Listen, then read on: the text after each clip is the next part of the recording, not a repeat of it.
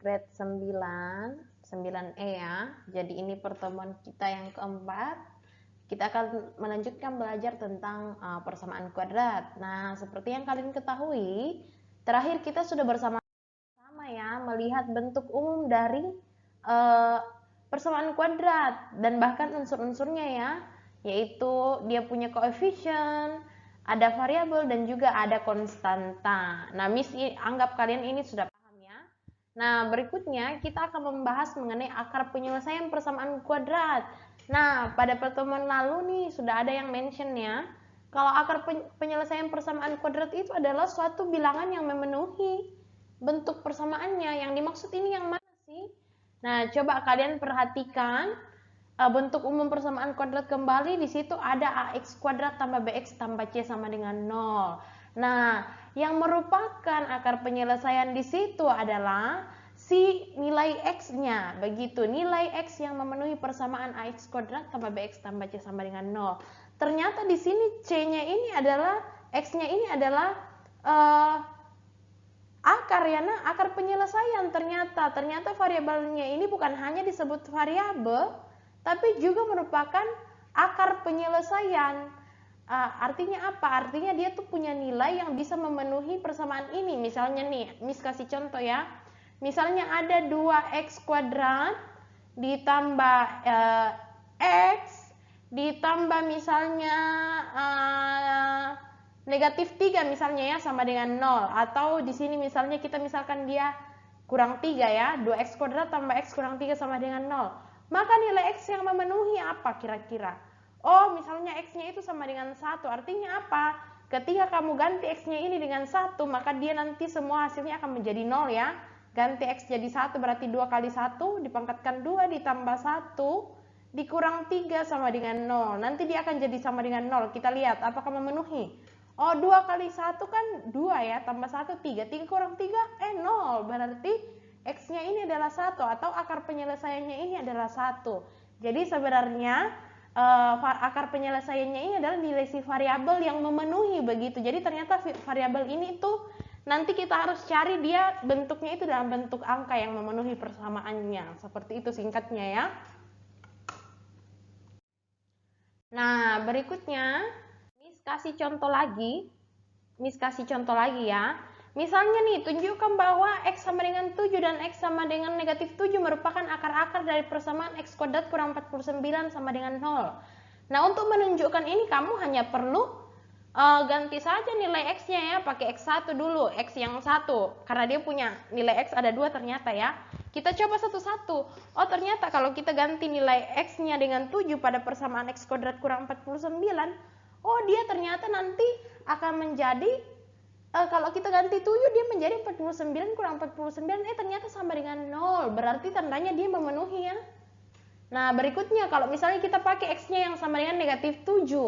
Oh, berarti dari sini terlihat dia punya nilai juga sama dengan 0. Artinya apa? Artinya nilai x yang memenuhi di sini adalah 7 dan negatif 7. Nah, satu kesimpulan yang bisa kita dapat dari sini adalah ternyata akar penyelesaian itu maksimal 2. Banyaknya itu maksimal 2 ya. Ada yang hanya 1 karena dia punya akar itu sama misalnya ya. Atau bahkan ada yang tidak ada sama sekali. Jadi ada 3 saja kemungkinan akar penyelesaian itu. Ada yang 0, memang tidak ada sama sekali. Ada yang 1 saja akarnya. Ini dimaksud akar ya nak, nilai x-nya begitu. Ada yang 2 akarnya kayak contoh nomor 1 ini. Begitu. Nah, untuk contohnya kalau misalnya akar penyelesaiannya cuma 1 nih, misalnya yang nomor 2 nih. Salah satu akar dari persamaan y kuadrat tambah 9y tambah 22p itu sama dengan 0 adalah y sama dengan negatif 5. Tentukan nilai p-nya. Oh, berarti nilai y-nya di sini hanya 1 ya, yaitu negatif 5-nya begitu. Nah, misalnya ditanya nilai p, berarti kamu tinggal gantikan saja y-nya itu dengan negatif 5, nanti niscaya kamu akan dapat nilai P-nya. Begitu. Kamu bisa lihat di sini penyelesaiannya ya. Diganti saja nilai Y-nya dengan negatif 5. Nanti secara alami kamu hitung-hitung dari situ, nanti kamu dapat nilai P-nya. Seperti itu. Cuma diganti saja Y-nya nah. Dengan negatif 5. Diganti saja Y-nya dengan negatif 5. Nanti muncul nih 25 kurang 45 tambah 2P sama dengan 0. Lalu kamu selesaikan. Negatif 20 tambah 2P sama dengan 0. dapat DP-nya sama dengan 10. Seperti itu. Jadi gampang ya sebenarnya. Miss harap kalian paham ya yang dimaksud akar penyelesaian dalam sebuah persamaan itu yang mana dan bagaimana. Oke, next ya. Nah, sekarang Miss mau kasih tahu ada 3 cara untuk mencari akar penyelesaian, yaitu pemfaktoran, melengkapkan kuadrat sempurna, dan menggunakan rumus ABC. Nah, untuk pertemuan ini dan pertemuan depan kita membahas pemfaktoran. Nah, semuanya harap memperhatikan ya. Jadi, ada satu hal yang harus kalian ingat kalau kita berbicara pemfaktoran, begitu, yaitu sifatnya untuk sembarang bilangan real P dan Q berlaku jika P dan Q-nya ini adalah bilangan real dan P dikalikan Q sama dengan 0, maka P sama dengan 0 dan Q sama dengan 0. Maksudnya apa ini? Maksudnya begini nih. Misalnya ada huruf misalnya. Ini entah bilangan apa aja ya. A dikali B sama dengan 0. Ini berarti A-nya itu sama dengan 0, B-nya juga sama dengan 0. Kita pisah. A sama dengan 0, B juga sama dengan 0. Kenapa? Karena kalau 0 dikali 0 ya hasilnya 0. Begitu ya, ini maksudnya. Misalnya juga begini nih. Kalau misalnya kita punya bentuk kayak gini. 2x ditambah 1 dikali 3x dikurang 2 sama dengan 0. Artinya 2x tambah 1 ini kita misalkan sebagai P, 3x kurang 2 ini kita misalkan sebagai Q. P kali Q sama dengan 0. Itu berarti P-nya ini sama dengan 0, Q-nya sama dengan 0. Atau 2x tambah 1, 2x tambah 1, 2x tambah 1 sama dengan 0. Dan juga 3x kurang 2 sama dengan 0. Sehingga dari sini nilai x-nya bisa didapatkan. Seperti itu ya, ini adalah sifat yang berlaku begitu. Jadi nanti kalian bisa mengikuti ya, ini adalah sifat yang berlaku. Jadi intinya kalau ada 2 suku bilangan begitu yang dikalikan, maka masing-masing suku tersebut ini disebut suku ya, itu sama dengan 0. Seperti itu, sehingga kita bisa dapat nih nilai akarnya begitu. Si X-nya ini bisa kita tahu begitu ya. Oke, berikutnya. Nah, sekarang Miss akan menjelaskan tentang bentuk-bentuk pemfaktoran. Nah, kalau tadi ada 3 cara ya, salah satunya adalah pemfaktoran untuk mencari akar penyelesaian. Sekarang Miss akan jelaskan tentang pemfaktoran. Nah, sementara itu pemfaktoran ini terbagi menjadi 4 jenis. Nah, jenis yang pertama adalah faktorisasi dengan hukum distributif. Jadi kenapa sih kita butuh yang namanya pemfaktoran? Ya, tentu untuk mencari akar penyelesaiannya ya. Nilai X pada persamaan kuadrat itu. Si X-nya ini yang harus kita cari tahu berapa yang memenuhi persamaannya begitu. Nah, ini ada bentuknya yang pertama. AX kuadrat ditambah ABX sama dengan AX dalam kurung X tambah AB. Jadi kita bisa lihat kesamaannya di sini ya. Umpama nih, Miss kasih satu contoh soalnya langsung ya. Supaya kalian tahu bagaimana cara penggunaannya.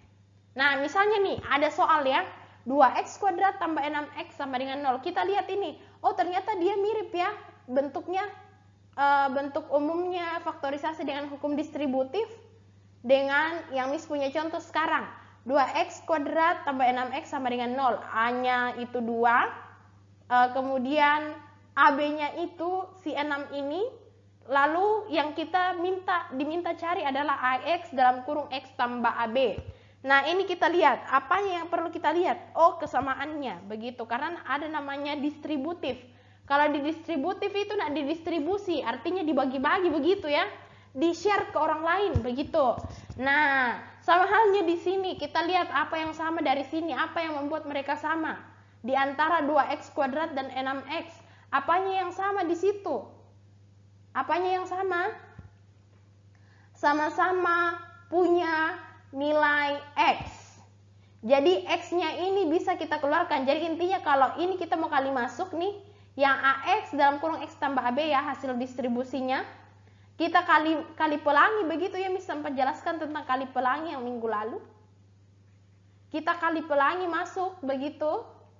Ini AX kali X dia ternyata sama dengan AX kuadrat. Kemudian AX kali AB dia sama dengan ini bukan ini ya, tunggu dulu sebentar. Halo, oke nak, ternyata di sini Miss ralat sebentar ya. ini dalam kurungnya itu nggak ada A-nya ya, A-nya kita hilangkan yang ada di dalam kurung yang hasil distribusinya. Nah kalau misalnya nih, ini maksudnya apa? Kok bisa AX kuadrat tambah ABX sama dengan AX dalam kurung X tambah B begitu? Kok bisa sama? Nah ini bisa sama, kenapa? Karena kalau misalnya kamu kali pelangi yang si AX dalam kurung X tambah B-nya itu, artinya AX kali X, dia ternyata sama dengan A kali X pangkat 2. Ditambah dengan AX kali B, tentu ABX, begitu ya. Makanya sama. Nah ini sekarang kita mau bawa yang soal 2X kuadrat tambah 6X sama dengan 0 itu ke dalam bentuk AX dalam kurung X tambah B, begitu. Nah tentu kita harus lihat dulu. Nah yang menjadi AB di sini itu adalah 6 ya. Berarti A-nya tadi berapa? A-nya tadi itu adalah 2 ya.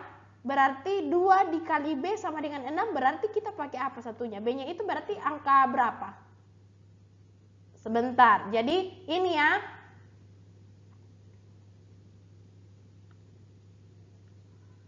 Jadi si ini A kali B itu sama dengan 6 katanya. Nah si A-nya sendiri kan 2 kali B sama dengan 6, berarti B sama dengan 6/2 atau sama dengan 3 ya. Berarti AB-nya ini adalah 2 kali 3 ya. 2X kuadrat ditambah 2 kali 3X sama dengan 0. Nah sekarang apa yang dikeluarkan? Yang dikeluarkan itu adalah yang sama, yaitu angka 2-nya. 2-nya yang kita keluarkan. Kemudian apalagi yang sama? Oh si X-nya, sama-sama ruas tersebut punya nilai X. Begitu, berarti 2X. Sekarang apa yang tersisa? Itu yang kita masukkan ke dalam tanda kurung. Ada X tambah 3. Kenapa? Karena di 2X kuadrat X-nya tadi sudah dipakai 1 di luar. Ada lagi sisanya X1. Kemudian yang di ruas sebelahnya itu ada 3 yang belum dipakai. Itu juga kita masukkan ke dalam tanda kurung. Nah coba kamu kali pelangi, ini pasti sama aja dengan yang di atas ya. 2X kali X, 2X kuadrat. 2X kali 3 tambah 6X. Sama ya, tambah 6X sama dengan 0. Begitu, sampai sudah kita faktorkan begini, tinggal kita pakai yang sifat pemfaktoran tadi, bahwa P kali Q sama dengan 0. Kita anggap 2X-nya P, kemudian X tambah 3-nya itu adalah Q, berarti 2X sama dengan 0. X tambah 3 sama dengan 0. Dari sini ketahuan, oh 2X sama dengan 0, berarti X-nya itu sama dengan 0. Begitu, kemudian X tambah 3 sama dengan 0, berarti X tambah 3 pindah ruas menjadi negatif ya, X sama dengan negatif 3. Oh berarti nilai X yang memenuhi itu adalah 0 dan negatif 3. Seperti itu ya. Nah ini juga untuk melatih kemampuan kalian, silakan setiap dari kalian tuliskan di buku catatan bagaimana cara mengerjakan yang soal bagian B-nya ini. Jadi ini tugas asinkronusnya ya. Jadi kalian sambil mendengar penjelasan Miss, kalian juga coba-coba di buku catatan kalian. Begitu. Ya, jadi dikerjakan, kalian boleh screenshot yang bagian B ini. Kalian kerjakan sekarang, nanti di sesi sinkronus Miss akan periksa. Begitu, nanti pas di akhir sesi asinkronus ini kalian submit di assignment yang Miss sudah sediakan. Bagian B-nya ya nak yang kalian kerjakan. Begitu. Ada soalnya 4X kuadrat kurang 12X sama dengan 0. Silakan kalian kerjakan di buku catatan sekarang. Miss kasih clue ya. Coba kalian lihat. 4-nya di sini kan A ya. 4-nya itu A. Begitu, 4-nya ini A. Ini A. Kemudian negatif 12-nya ini adalah A kali B. Kita harus ubah bentuknya dengan bentuk umum faktorisasi dengan hukum distributif yang punya bentuk sama seperti 4X kuadrat kurang 12X sama dengan 0 ya. Jadi bagaimana caranya tuh? Berarti ini bisa kita jabarkan 4X kuadrat dikurang A kali B sama dengan 12. Berarti A-nya 4, B-nya berapa tuh? 4 kali 3, 12 ya, berarti 4 kali 3 kali X sama dengan 0. Nah, kalian lihat di sini apa yang sama? Kalian ubah seperti yang di samping. Seperti itu. Silakan kerjakan di catatannya. Oke, lanjut ya. Maaf ya nak, suara Miss lagi serek soalnya.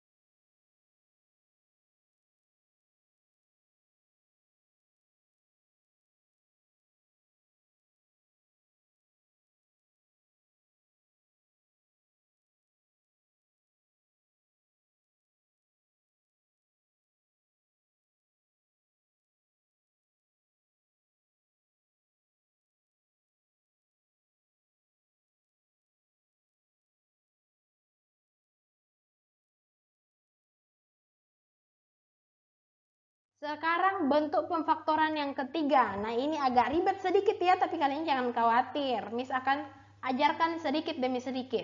Nah, yang ketiga ini faktorisasinya bentuk x kuadrat tambah bx tambah c. Jadi dia punya persamaan agak complicated sedikit ya. Tapi jangan khawatir, jangan bimbang ya. Nah, ini kalau tadi cuma gampang ya, x tambah b dikali x kurang b misalnya. Sekarang ini masih prosedural, masih bisa diikuti ya. Kalau misalnya dia punya bentuk persamaan x kuadrat tambah bx tambah c, mirip-mirip bentuk umum tadi ya, bedanya di sini nggak ada a-nya di sini itu 1, begitu. Ada 1 di sini tapi tidak ditulis. Nah, lanjut ya. Jadi ternyata kalau persamaannya bentuknya x kuadrat tambah bx tambah c, contohnya misalnya nih x kuadrat ditambah 3x ditambah 12 sama dengan 0. Ini bentuk persamaannya, begitu ya. Ternyata kita bisa faktorkan dia supaya nanti nilai x-nya bisa didapat itu dengan cara x tambah p dikalikan dengan x tambah q. Tapi masalahnya p sama q ini apa, Miss? Nah, ada keterangan di sampingnya, ada syaratnya. Katanya untuk nilai p sama q itu adalah kalau misalnya p-nya kamu kalikan dengan q, hasilnya harus sama dengan c. Nah, ketika P-nya kamu tambah dengan Q, ternyata hasilnya harus sama dengan B. Begitu. Nah, supaya kalian nggak ngambang nih, nggak pusing, Miss tunjukkan ya contohnya. Silahkan diperhatikan baik-baik ya, nak. Oke, berikut ini contohnya. Ada X kuadrat ditambah 7X ditambah 12 sama dengan 0. Nah, ini kita mau cari cara pemfaktorannya itu bagaimana ya. Ini bisa terlihat ya. Coba kalian pikir-pikir, ABC-nya berapa nih? A-nya 1, B-nya berapa? Coba say apa B-nya? 7 ya, kelihatan sekali di sini. Lalu C-nya itu 12 misalnya. Nah, kita mau ubah nih bentuknya dalam bentuk pemfaktorannya, kita harus faktorkan X tambah P dikali X tambah Q. Masalahnya P sama Q-nya kita belum tahu apa. Ingat syaratnya, katanya P ketika dikalikan dengan Q dia sama dengan C atau sama dengan 12. Nah, kemudian kalau misalnya nih P-nya ditambahkan dengan Q, hasilnya itu katanya B, itu 7. Nah, kira-kira bilangan apa ya yang memenuhi? Nah, di sini kita menterka-terka ya, sedikit ya, kita bermain perkalian kecil-kecilan begitu. Kira-kira apa ya yang memenuhi? Bilangan apa kira-kira yang memenuhi? Nah, dari sini kalian bisa daftarkan nih bilangan apa kira-kira yang memenuhi. Begitu.